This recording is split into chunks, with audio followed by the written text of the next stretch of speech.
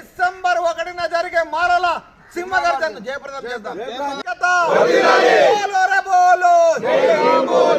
మాలల సింహగర్జన్ను డిసెంబర్ 1న జరిగే మాలల సింహగర్జన్ను డిసెంబర్ 1న జరిగే మాలల సింహగర్జన్ను మాలల సింహగర్జన్ను దూరం ఉన్నాయి.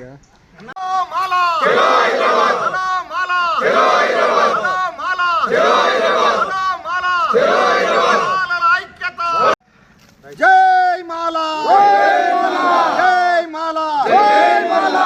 Ambedkar, Ambedkar, doctor B R Ambedkar, doctor B R Ambedkar. చెప్పండి. ఈరోజు నవీపేట మండలంలో మాల మహానాడు కార్యక్రమంలో మండల మాలలు ప్రతి విలేజ్ నుంచి ముఖ్య కార్యకర్తలు, మరి మాజీ ఎంపీపీ సీనన్న, మరి మా జెడ్పీసీ మాజీ చైర్మన్ బుచ్చన్న, మరి ఇక్కడ ఉన్న సర్పంచులు, ఎంపీటీసీలు, రాజన్న, వీళ్ళందరూ కూడా కలిసి ఈరోజు నవీపేట మండలంలో మాలల సమావేశాన్ని ఏర్పాటు చేసి డిసెంబర్ 1న హైదరాబాద్ మరి ఏదైతే పరేడ్ గ్రౌండ్లలో జరిగే మాలల సింహగర్జన కార్యక్రమానికి నవీపేట నుంచి ప్రతి గ్రామం నుంచి మాలలు ఇంటికొకరు వెళ్ళాలనే ఓ ఉద్దేశంతో ఈరోజు ఇక్కడ సమావేశాన్ని ఏర్పాటు చేసుకొని ప్రతి విలేజ్కు మరి ఈ యొక్క పాంప్లెంట్ను మరి వాల్ పోస్టర్ను మరి మండల హెడ్ క్వార్టర్లో రిలీజ్ చేసి మరి ఈ యొక్క సమాచారాన్ని ప్రతి మాల కుటుంబానికి చేరవేస్తూ డిసెంబర్ 1న మరి ప్రతి ఇంటి నుంచి ఒక్కొక్క మాలలు కదిలి వెళ్ళేదందుకు కథన రంగానికి కలిసి రావలసిందిగా అందరికీ పిలిపించేందుకు జిల్లా మాల మహానాడు తరపు నుంచి మా పిలుపు మేరకు మన అశోక్ భాగ్యవాను మరి ఎల్లయ్య మేమందరము వచ్చి ఇక్కడ ఈ యొక్క సమావేశంలో పాల్గొని మరి ఈ యొక్క కార్యక్రమాన్ని జయప్రదం చేయాలి.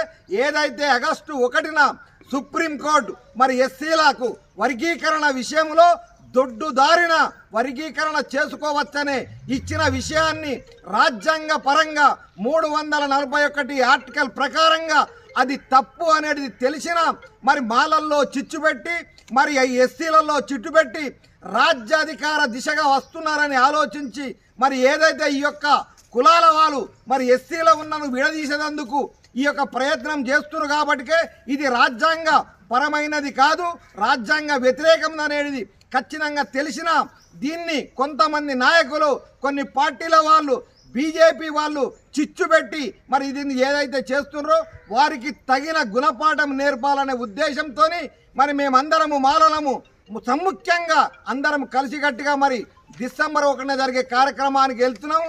మరి ఏదైతే ఈ రాష్ట్ర ముఖ్యమంత్రి రేవంత్ రెడ్డి గారు మరి తెలియకుండా చట్టాలను తెలియకుండా నేను చేసేస్తానని అన్నాడో అతనికి కూడా కళ్ళు తెరిపించేందుకు గుణపాఠం నేర్చేందుకు మాలలందరూ కలిసి ముందుకు కథన రంగానికి పోతుండ్రు. మాలలు కదిలినంటే ఏ ప్రభుత్వం ఇప్పటిదాకా నిలవలేదు, ఈ ప్రభుత్వం కూడా నిలవదు. కాబట్టి వాళ్ళు తస్మత్ జాగ్రత్తని గుర్తు చేసేందుకే మాలలు కదిలి కథన రంగానికి వస్తుండ్రు.